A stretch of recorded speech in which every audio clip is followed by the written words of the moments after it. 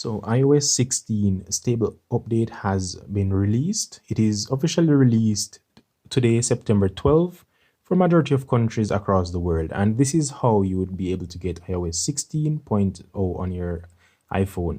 Now, this is not available on all iOS devices.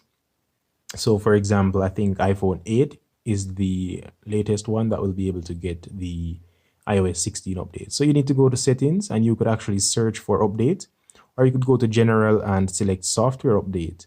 Now, as you can see here, we have the option of checking for update, and we have iOS 15.7. So what I recommend you to do is to actually install iOS 15.7 before trying to install iOS 16. This will fix all the bugs or patches that may be available in iOS 15.6.1. So please be sure to install iOS 15.7 before installing iOS 16, and ensure that your device has enough storage.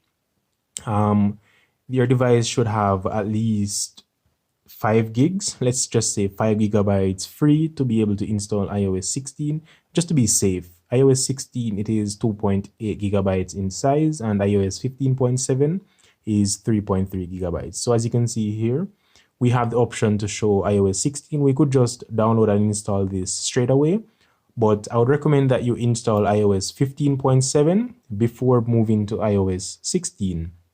That is the safest approach.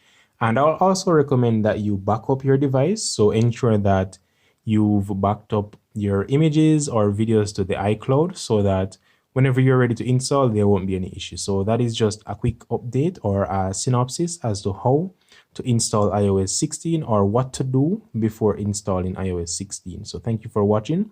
Hope this video was informative. Hacker 007 out.